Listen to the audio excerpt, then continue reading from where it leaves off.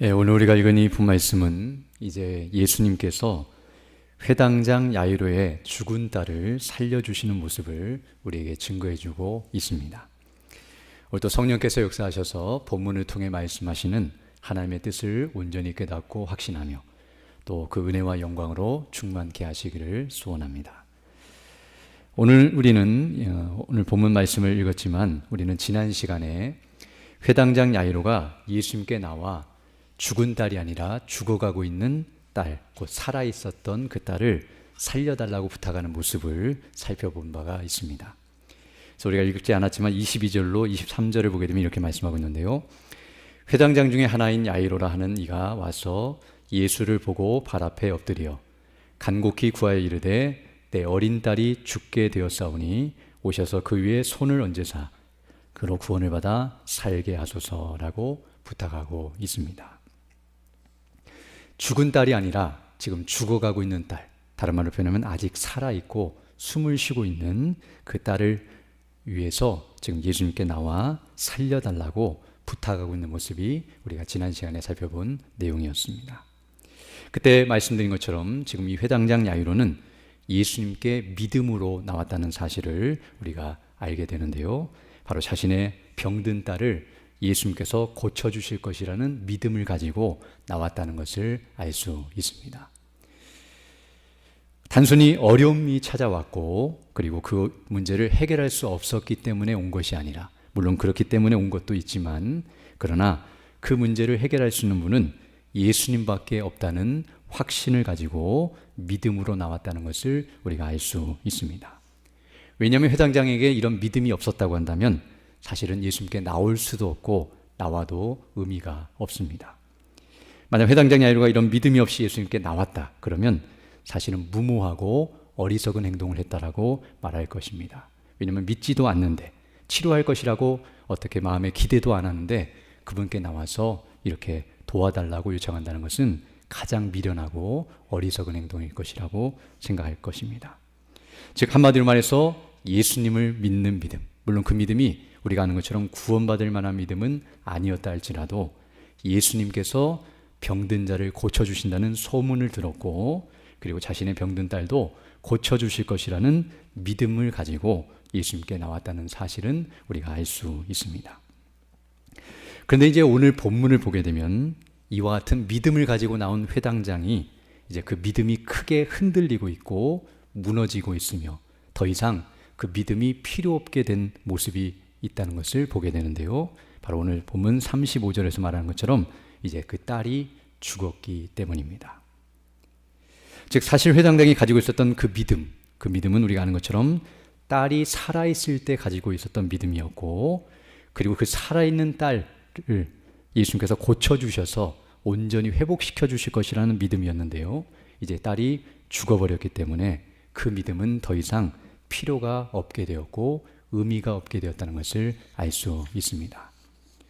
우리가 아는 것처럼 오늘 본문에도 그게 나타났는데요. 회당장이 가지고 있었던 믿음은 죽은 딸을 살려주실 것이라는 믿음이 아니라 죽어가는 딸을 살려주실 것이라는 믿음이었기 때문에, 즉 그래서 죽었다는 소식을 듣고서 두려워 떨고 있는 회당장의 모습을 보게 되면 예수님이 죽은 딸을 살려주실 것이라고 믿지 않았다는 것을 알 수 있습니다. 그러므로 이런 믿음, 즉 죽은 딸이 아니라 죽어가고 있는 딸을 살려주실 것이라는 이 믿음은 딸의 죽음과 함께 그 믿음도 함께 죽어버릴 그런 상황에 처했다는 것을 우리에게 말해주고 있습니다. 우리도 마찬가지인데요. 우리가 예수님을 믿되 그 믿는 수준에 따라서 환경이 바뀌면 그 믿음도 흔들리게 되고 그 믿음도 사라질 수 있다는 사실을 알게 됩니다. 내가 예수님을 어떻게 믿고 있느냐, 그 믿음의 정도가 그 수준을 넘어가게 되면 그 믿음마저도 송두리째 빼앗기거나 흔들릴 수 있다는 사실을 우리는 알게 됩니다. 특별히 오늘 본문 35절을 보게 되면 회당장의 집으로부터 그 아이의 죽은 소식을 전하는 사람들의 모습이 나타나고 있는데요. 35절 보게 되면 아직 예수께서 말씀하실 때에, 여기 예수께서 말씀하신다는 것은 앞에 있는 사건에서 혈루증 여인과 대화하시면서 사람들과 말씀하시는 그 상황인데요. 그때 회당장의 집에서 사람들이 와서 회당장에게 이르되 당신의 딸이 죽었나이다. 어찌하여 선생을 더 괴롭게 하나이까 라고 말하고 있습니다. 지금 이 말은 어떤 의미에서 이렇게 말하는 것이라고 할 수 있는데요. 예수님께서는 이제 죽은 딸은 살려낼 수 없기 때문에 그분을 믿고 의지하며 이와 같이 집으로 와서 살려달라고 부탁하는 것은 더 이상 의미가 없습니다 라고 말하는 것이라고 할 수 있습니다. 즉 살려낼 수 없는 분에게 살려달라고 예수님께 말하는 것은 오늘 본문이 말한 것처럼 예수님을 괴롭게 하는 것입니다.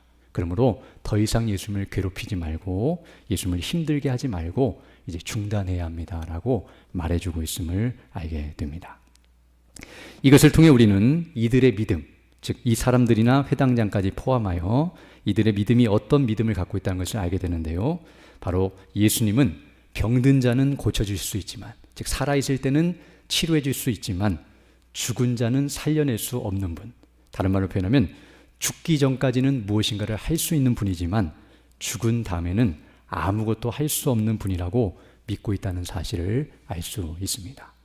만약 이들이 죽은 자도 살리시는 예수님, 죽은 다음에도 무엇인가를 할 수 있는 분이라고 믿었다고 한다면 사실은 와서 예수님을 괴롭게 하지 말라고 하는 것이 아니라 이렇게 됐는데 어떻게 하면 좋을지 예수님께 물어보고 그리고 살려달라고 부탁해 보십시오라고 조언을 하거나 그와 같이 권면을 했을 것입니다. 그러나 이와 같이 말하고 있다는 것, 그리고 뒤에 가서 회당장도 똑같이 36절 보게 되면 예수께서 그 하는 말을 곁에서 들으시고 회당장에게 이르시되 두려워하지 말고 믿기만 하라 라고 말씀하시고 있는데요. 이 말은 회당장이 지금 믿지 못하고 두려워 떨고 있었다는 사실을 우리에게 말해 줍니다. 그러나 우리가 아는 것처럼 예수님은 죽음과 죽음 이후는 아무것도 할 수 없는 분이 아니라 죽기 전까지도 그리고 죽음과 죽음 이후까지도 모든 것을 알고 계시고 모든 것을 행하실 수 있는 지혜와 능력을 가지신 분이란 것을 우리는 알고 있습니다.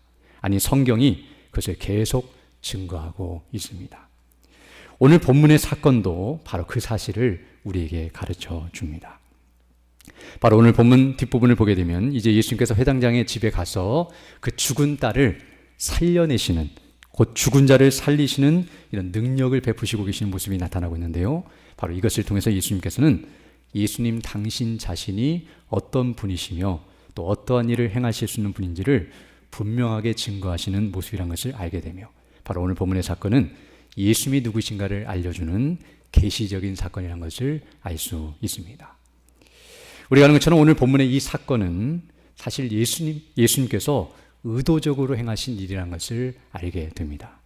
즉 사람들이 예수님께 이렇게 해달라고 요청하거나 사람들이 원해서 된 것이 아니라 반대로 예수님이 원하시고 요청하셔서 일부러 의도적으로 이 일이 진행되고 있다는 것을 오늘 본문은 우리에게 가르쳐 줍니다. 앞에서 말씀드린 것처럼 35절을 보게 되면 이렇게 왔던 사람들은 예수님이 죽은 자를 살리실 것이라고 믿지 않고 있었고 전혀 기대도 하지 않았다는 사실, 그래서 더 이상 예수님을 괴롭게 하지 말라고 말하는 것처럼 이 사람들은 예수님을 믿지 않았다는 사실을 우리에게 가르쳐 줍니다. 더 나아가서 36절을 보게 되면 회당장도 마찬가지인데요. 회당장 야이로도 믿지 못하고 두려워 떨고 있었다는 사실을 우리에게 말해 줍니다. 그러면 오늘 본문의 사건은 회당장이 그럴지라도 예수님 우리 집에 오셔서 고쳐주십시오, 예수님은 죽은 자를 살리실 줄 믿습니다라고 그렇게 예수님께 요청하고 기대하고 소망하여 이루어진 일이 아니라는 것을 우리에게 가르쳐 줍니다. 그리고 오늘 본문 39절로 40절을 보게 되면 이제 예수님께서 회당장 야이로의 집에 가셨는데요. 이미 거기서는 장례 절차가 진행되고 있었는데 거기에 장례식에 온 수많은 사람들이 예수님께서 오셔서 이 아이가 죽지 않았고 잔다라고 말씀하시자, 즉 앞으로 살려내실 것을 이와 같이 표현하실 뿐만 아니라 죽음이 어떤 의미를 갖고 있는가를 설명하신 것인데요. 39절 보게 되면 들어가서 그들에게 이르시되 너희가 어찌하여 떠들며 우느냐, 이 아이가 죽은 것이 아니라 잔다 하시니 40절 보게 되면 그들이 비웃더라라고 말씀하고 있습니다. 여기 비웃었다는 이 표현은 예수님이 그 말씀을 하셨어도 그런 일을 행할 뿐이라고 믿지 않고 있었고 헛된 것으로 여겼고 업신여기고 있었다는 사실을 우리에게 가르쳐 줍니다. 즉 오늘 본문에 나타난 어느 누구도 예수님이 죽은 자를 살리실 것이라고 믿고 있었거나 그것을 기대했거나 그런 요청을 했거나 부탁을 하고 있는 사람이 단 한 명도 없었다는 사실을 우리에게 말해 줍니다. 즉 아무도 죽은 자가 살아날 것이라고 생각하지도 않았고 요구하지도 않은 일이 오늘 본문에 일어나고 있고, 그리고 예수님께서 그것을 하실 수 있는지 묻고 있는 자도 없고 실제로 하신다고 해도 업신여기고 있는 이런 모습이 나타나고 있습니다. 한마디로 말해서 예수님이 못 살릴 것을 확신하고 있는 이 사람들의 모습을 우리에게 보여줍니다. 그러므로 오늘 본문은 사람들에 의하여서 이 일이 일어난 것이 아니라 예수님께서 자발적으로 의도적으로 그 뜻대로 이 일을 행하시고 있다는 사실을 우리에게 가르쳐 줍니다. 만약 사람의 뜻대로 내버려 두셨다면 이 일은 결코 일어날 수 없는 일이었다는 사실, 오히려 예수님께서 사람들이 기대도 않고 있는데 이 일을 행하고 계시다는 사실이 더 놀랍고 영광스럽습니다. 또한 더 나아가서 오늘 본문을 보게 되면 이 죽은 자를 살리시는 이 일은 공개적으로 일어나고 있는 일이 아니라 비밀리에 일어나고 있다는 것을 우리에게 보여줍니다. 즉 모든 제자들이 보는 앞에서, 많은 사람들이 보는 앞에서 공식적으로 행하고 있는 것이 아니라 오늘 본문을 보게 되면 단 3명의 제자만 데리고 와서, 굉장히 소수의 인원인데요, 가장 적은 숫자인 3명만 데리고 비밀리에 데리고 가서, 그리고 이 일이 일어난 후에 아무도 알리지 말라고 경계하시면서 이 일이 비밀리에 진행되고 있다는 것을 보게 됩니다.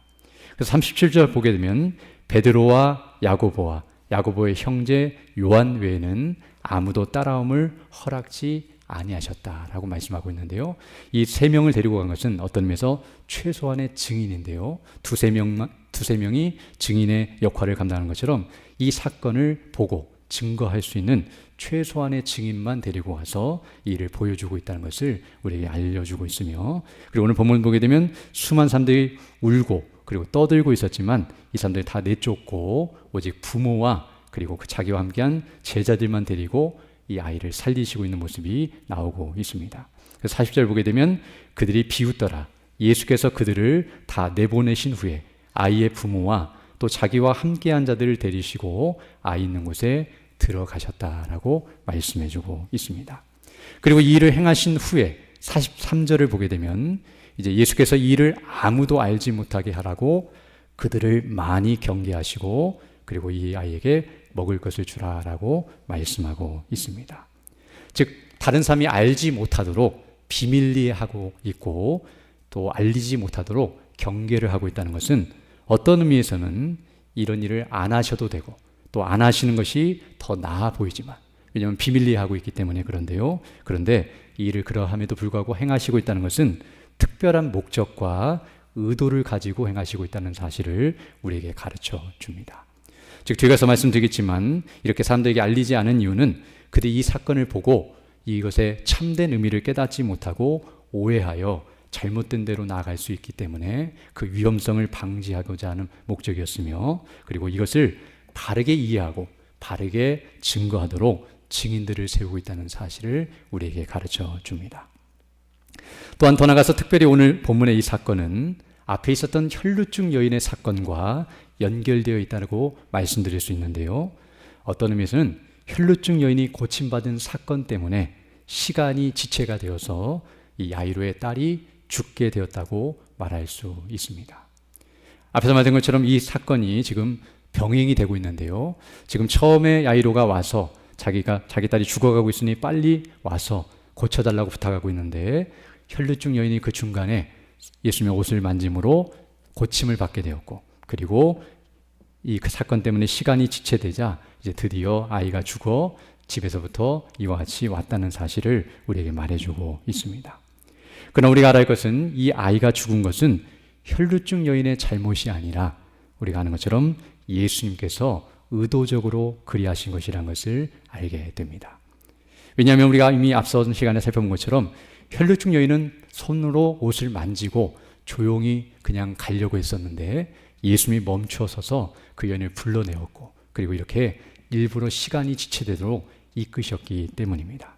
사실 예수님이 이 아이가 죽을 것을 모르고서 이렇게 실수로 하신 것이 아니라 예수님은 다 알고 계셨음에도 불구하고 일부러 혈루증 여인을 찾아내시고 그리고 이렇게 시간을 끄신 것은 어떤 의미에서는 아이가 죽기를 기다리고 계셨다는 사실을 알 수 있습니다. 즉 죽기를 기다리시고 이제 죽었다고 하는 소식이 들리자 오늘 본문을 보게 되면 죽기를 기다리신 이유가 이제 죽었으니까 더 이상 갈 필요가 없으니까 안 가시려고 그렇게 하신 것이 아니라 오히려 죽었기 때문에 살리시기 위해 가실 목적으로 이 일을 행하고 있다는 것을 우리에게 가르쳐 줍니다. 즉 오늘 본문은 예수님께서 적극적으로 이 일을 주도적으로 이끄시고 계시며 일부러 죽기까지 기다리시고 그리고 그 아이를 살리러 가시고 있는 모습, 아무도 부탁하거나 요청하지 않았는데 그 일을 행하고 있는 예수님의 모습을 우리에게 보여줍니다. 그러므로 우리는 오늘 이 본문의 말씀을 통해서 예수님께서 왜 의도적으로 이 일을 행하고 계시는지 그 의미를 주목해 보아야 합니다. 바로 오늘 본문의 사건은 예수님께서 일부러 의도적으로 행하신 일이라고 말씀드렸는데요. 그 말은 다른 말로 표현하면 하나님의 뜻을 따라서 성령의 인도하심 가운데 이 일이 진행되고 있다는 것을 우리에게 가르쳐 줍니다.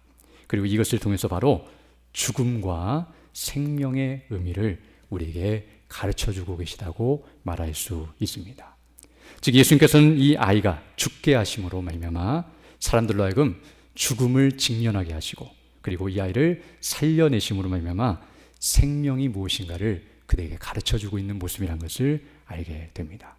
즉 생명과 죽음, 죽음과 생명의 의미를 그들에게 드러내시고 증거하시기 위해 이 일련의 사건을 예수님께서 이끄시고 있다는 사실을 우리에게 보여줍니다.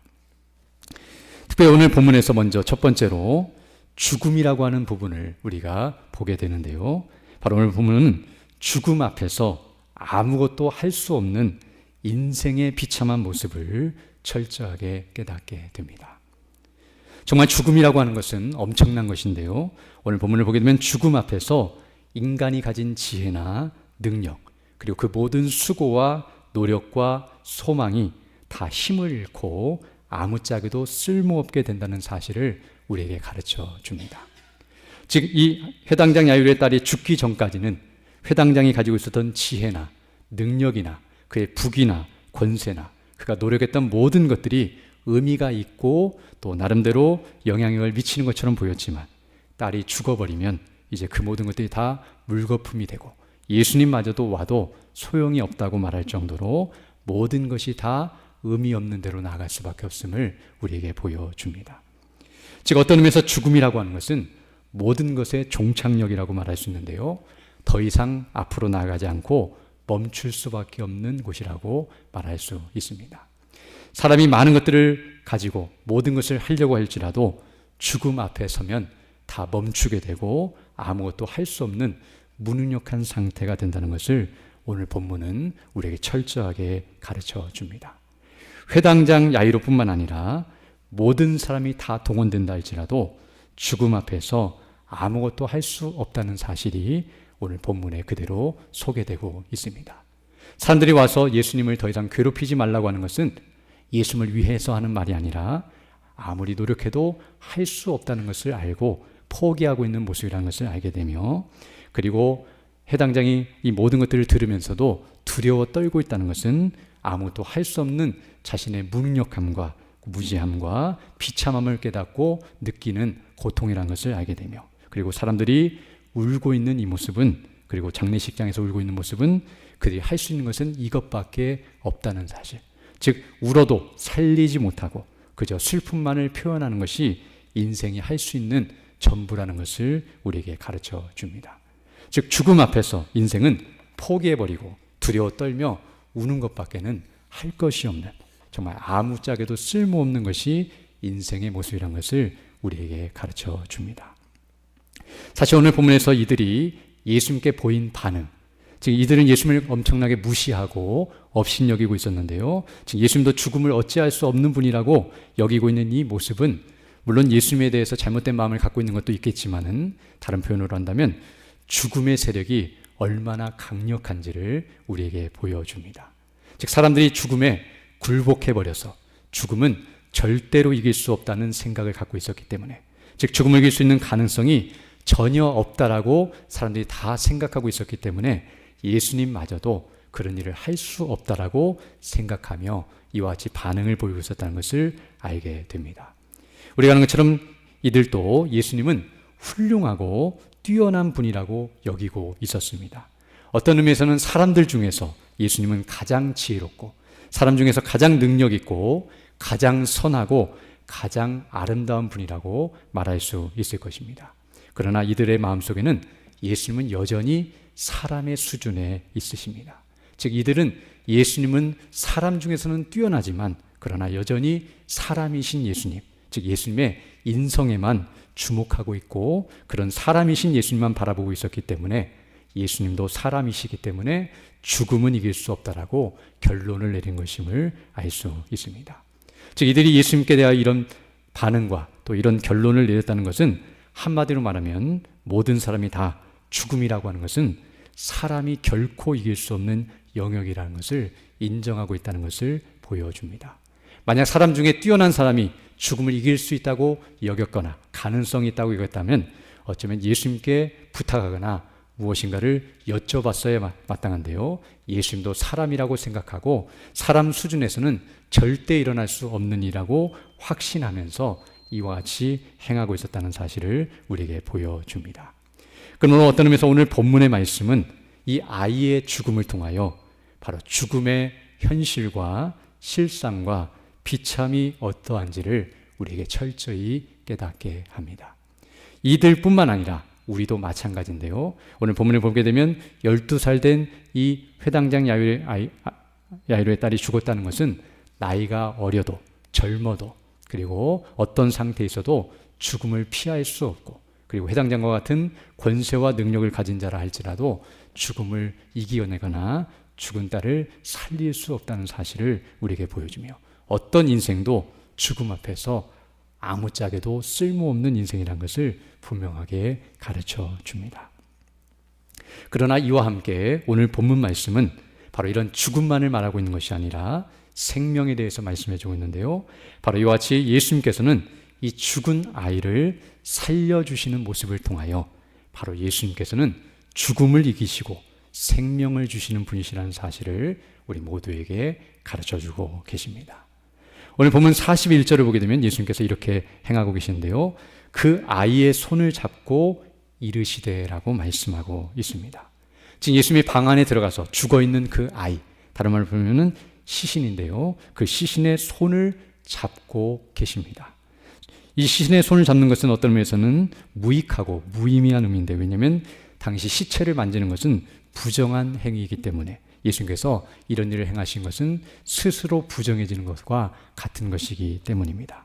그러나 예수님은 이와 같이 손을 잡으신 후에 오늘 본문을 보게 되면 달리다굼이라고 말씀하고 있는데요. 이것은 당시 통용되는 아람어로서 뒤에서 번역하는 것처럼 내가 내게 말하노니 소녀야 일어나라 라는 의미를 갖고 있습니다. 바로 예수님께서 이 아이를 향하여서 달리다굼이라고 외치시자, 즉 말씀하시자 그의 영혼이 죽은 육체로 돌아와서 생명을 얻고 살아나는 모습이 나타나고 있으며 바로 죽은 영혼이 살아나서 생명을 얻고 깨끗함을 받고 정한 상태가 된 모습임을 우리에게 보여줍니다.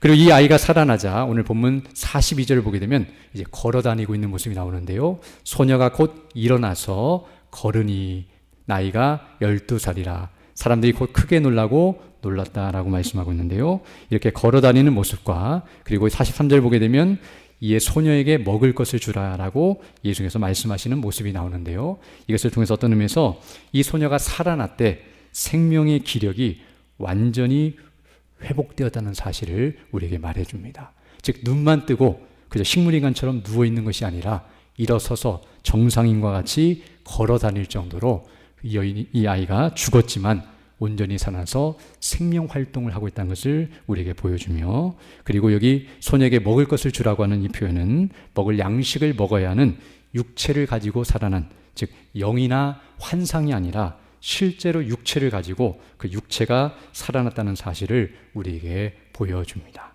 사실 앞에서 사람들이 비웃었다는 것은 이 아이가 실제로 죽은 것을 우리에게 알려주는데요. 즉 기절한 것이 아니라 완전히 죽었다는 것을 사람들이 알았기 때문에 살아날 것이라고 말하자 사람들이 비웃었는데요. 오늘 본문에서 이 모습은 완전히 살아난 모습을 우리에게 분명하게 증거해 줍니다. 바로 오늘 본문에서 예수님께서 이와 같은 일을 행하심으로 말미암아, 즉 죽은 이 아이를 살려주신 이 모습은 바로 어떤 의미에서 예수님은 우리와 동일한 사람이시지만, 앞에서 말했던 것처럼 인성을 가지고 계신 분이지만 동시에 하나님이시며 하나님의 아들, 곧 예수님의 신성을 우리에게 보여준다고 말할 수 있습니다. 왜냐하면 앞에서 말한 것처럼 죽은 자를 살리는 것은 사람이 할 수 없는 일이기 때문에, 사람을 살리시고 이렇게 죽은 자를 살렸다는 것은 예수님이 바로 하나님이시라는 사실을 선포하시는 사건임을 알 수 있습니다. 그리고 더 나아가서 오늘 본문의 이 사건은 단순히 육신적인 차원에서 죽은 자를 살리시는 모습이 아니라 영적인 차원에서 죽은 자를 살리시는 모습을 예표적으로 보여주는 사건이라고 말할 수 있습니다. 바로 예수님께서는 이 죽은 아이를 살리심으로 죽은 자를 살릴 수 있는 하나님의 아들이실 뿐만 아니라 영적으로 죽은 영혼을 살려내시는 그리스도 구원자이시며, 그분이 행하실 일이 무엇인가를 우리에게 미리 보여주시는 일이라는 것을 알 수 있습니다. 바로 죄와 허물로 죽어있는 영적으로 죽은 자를 살아나게 하사 영원한 생명, 영생을 주시는 구원의 은혜와 영광이 무엇인지를 우리에게 보여주는 것이 바로 오늘 본문의 사건입니다. 만약 그것이 아니라고 한다면, 즉 예수님이 그런 일을 행하실 것을 보여주지 않고 또 그런 일이 아니라고 한다면 사실 오늘 본문에 나타난 이 육신적으로 죽었다가 살아나는 것은 아무 의미가 없습니다. 왜냐하면 이 아이가 지금 살아났다 할지라도 언젠가 나이를 먹으면 또다시 죽을 것이며, 그리고 이들이 구원을 받지 못했다고 한다면 결국에는 멸망을 받아 지옥에 갈 것이기 때문입니다. 단순히 예수님께서 달리다금 하셔서 살아났다 할지라도 예수님께서 영적으로 그들을 살리시고 구원하시는 은혜가 없다고 한다면, 그것과 관계없이 그저 육신적으로만 살리시는 일을 했다고 한다면 이것 자체는 아무 의미가 없기 때문입니다. 결국 이 아이도 그리고 그 부모도 다 죽어서 멸망에 처한다면 잠깐 살아났다가 기쁨을 누린 것은 아무 의미가 없는 것이며, 또 앞에서 우리가 살펴봤던 혈루증 여인도 마찬가지인데요. 그 혈루증 여인이 고침을 받았다 할지라도 그 여인도 언젠가는 죽게 되었을 것이고요. 그리고 그가 멸망을 당한다면 그 병이 나은 것은 아무 의미가 없지만, 그러나 그가 믿음으로 구원을 받았기 때문에 그 혈루증 여인도 복되다는 사실과, 오늘 본문에서 이 아이가 살아난 것도 그런 차원이 아니라고 한다면, 또 그런 연장선상에 있지 않다고 한다면, 또 그런 은혜와 영광을 예수님이 보여주신 차원이 아니라고 한다면 굳이 이런 일을 행하실 이유가 없다는 사실을 우리가 알 수 있습니다. 또한 더 나아가서 예수님께서 바로 이것만을 위해서 이 일을 행하셨다고 한다면, 즉 육신적인 차원에서만 이 아이를 살리시기 위해 이 일을 행하셨다고 한다면 사실은 아무런 의미 없는 일, 무익한 일을 행하신 것이며, 바로 그러하기 때문에 예수님께서 경계하셨다는 사실을 알게 됩니다. 만약 이렇게 죽은 자가 살아났다는 일을 공식적으로, 공개적으로 많은 사람들이 알게 말했다고 한다면 사람들은 이 의미를 제대로 이해하지 못한 채 자기의 죽은 자들을 메워와서 살려달라고 다 시체들을 늘려놨을 텐데요. 예수님께서는 그런 어리석고 악한 일을 행하지 못하도록 막으시고, 바로 이것이 무엇을 의미하는지 더 밝히 깨닫도록 그들을 이끄시고 있다는 사실을 우리에게 가르쳐 줍니다. 그러면 어떤 의미에서 예수님께서 바로 오늘 본문에 나타난 것과 같이 이 죽은 아이를 살려주신 이 모습은 이렇게 육신적으로 죽은 자가 살아나는 것도 기쁘고 좋은 일이라고 한다면, 영적으로 이러한 일이 일어난다고 한다면 얼마나 기쁘고 복된 것인지를 우리에게 가르쳐 주신 것임을 알게 됩니다. 단순히 이 사건만이 아니라 우리가 이와 같이 영적으로 죽어 있었고, 그리고 영적으로 비참한 자리에 있는 자들이지만 하나님께서 은혜로 우리를 이와 같이 살리실 것을 내다보게 하시며, 바로 예수님이 그 일을 위하여 이 땅에 오신 하나님의 아들이시며 그리스도이심을 표적적으로 보여주심을 말미암아 바로 그분을 믿음으로 말미암아 구원을 받고 그 믿음 안에 견고하게 서도록 이끄시는 모습이란 것을 알 수 있습니다. 앞에서 말씀드린 것처럼 처음에 회당장 야이로는 연약한 믿음으로 예수님께 나왔습니다.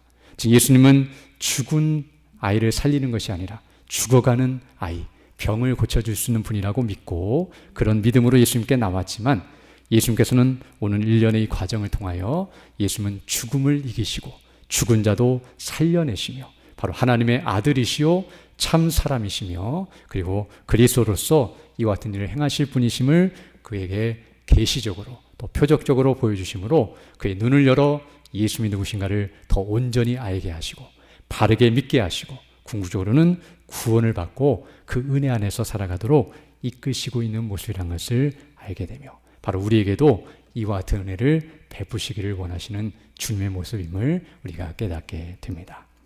이제 말씀을 정리하겠습니다. 오늘 우리는 본문의 말씀을 통하여 첫 번째로 죽음의 실상에 대하여 철저하게 깨닫게 되는데요. 바로 오늘 본문에 나타난 이 육신적인 죽음도 이렇게 무섭고 두렵고 사람이 그 앞에서 아무것도 할 수 없다고 한다면 이 죽음의 원인이 되는 죄 앞에서는 그리고 그 죄의 결과인 영원한 죽음인 지옥 형벌 앞에서는 우리가 얼마나 무능력하고 무지하며 아무것도 할 수 없는 비참한 인생인지를 깨닫게 됩니다. 그럼 우리는 이 말씀을 보면서 이 아이가 죽은 것을 슬퍼하거나 인생이 죽음으로 끝나는 그 죽음 자체를 무서워하는 것이 아니라 그 죽음의 근원이 되는 죄를 더 무서워해야 하며 영원한 사망인 멸망을 두려워 떨면서 그 앞에 우리가 얼마나 비참한 인생인지를 깨닫고 거기서 벗어나기를 힘써야 한다는 사실을 알게 됩니다.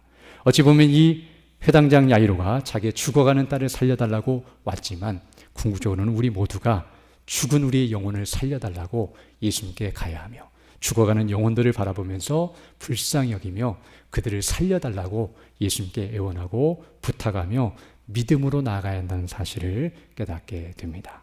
또한 더 나아가 두 번째로 오늘 육신적으로 이 아이가 살아난 것을 볼 때에 정말 놀랍고 영광스럽다고 한다면 궁극적으로 우리가 영원히 사는 영생을 얻은 것은 얼마나 영광스럽고 복된 것인지를 깨닫게 됩니다. 단순히 목숨이 끊어졌다가 이렇게 살아난 것도 그 부모의 기쁨이 되었다고 한다면 우리가 영적으로 죽어 영원한 비참 가운데 있었으나 영원한 생명을 얻은 것이 하나님 아버지의 큰 기쁨이요 또 하나님께 영광이 되며 우리 모두에게 얼마나 영광스럽고 복되고 즐겁고 감사한 일인지를 깨닫게 됩니다. 그리고 더 나아가서 마지막으로 오늘 본문을 보게 되면 바로 이 영원한 사망 가운데 있는 우리에게 영원한 생명을 주신 분이 바로 참 사람이시요 참 하나님이시며 하나님의 아들이시요 그리스도이신 예수님이시라는 사실과 그분을 온전히 믿고 의지하는 자는 그 어떤 것도 두려워할 필요가 없다는 사실을 깨닫게 됩니다. 앞서 회당장 야이로가 그 딸이 죽었다는 소식을 들었을 때 두려워 떨고 있었지만 예수님께서 믿으라 그러면 두렵지 않을 것이다 라고 말씀해 주신 것처럼 바로 예수님을 믿을 때 그분이 누구신지를 알고 온전히 믿고 확신할 때에만 질병이나 육신의 죽음이나 영원한 죽음인 사망까지 우리가 두려워하지 않을 수 있다는 사실을 우리에게 가르쳐 줍니다. 우리가 아는 것처럼 주일에 들었던 말씀처럼 바로 원죄로 말미암아 사망이 왕노릇하고 있는 이 세상 속에서 우리는 수고하고 무거운 죄짐을 진 우리 모두가 그리스도 예수님께로 나아가 쉼을 얻어야 한다는 사실을 알게 되며 그 멍에 아래서 주님의 일을 감당하는 것이 마땅하다는 사실을 우리에게 가르쳐 주는데요. 우리도 정말 이런 은혜 주신 하나님께 감사드리며 항상 주의 뜻에 순종하면서 승리하며 믿음으로 살아가는 우리 모두 되기를 간절히 소망합니다. 함께 기도드리겠습니다. 거룩하시고 자비로우신 아버지 하나님 감사를 드립니다. 오늘 하나님의 말씀을 통하여 죽음과 생명 정말 하나님께서 우리에게 베푸신 은혜와 영광이 무엇인지를 주목하면서 우리가 죄로 인하여 죽을 수밖에 없었지만 그리스도 안에서 생명을 얻다는 사실을 기억하면서 그리스도와 함께 죽고 산 자로서 정말 죄를 이기고 승리하며 주의 말씀에 순종하면서 생명에 속한 일을 하고 선을 행하며 그리스도를 닮아가며 그 주께 영광 돌며 살아가는 우리 모두가 될 수 있도록 은총을 더하여 주옵소서. 우리 구주 예수님 이름으로 기도드립니다. 아멘.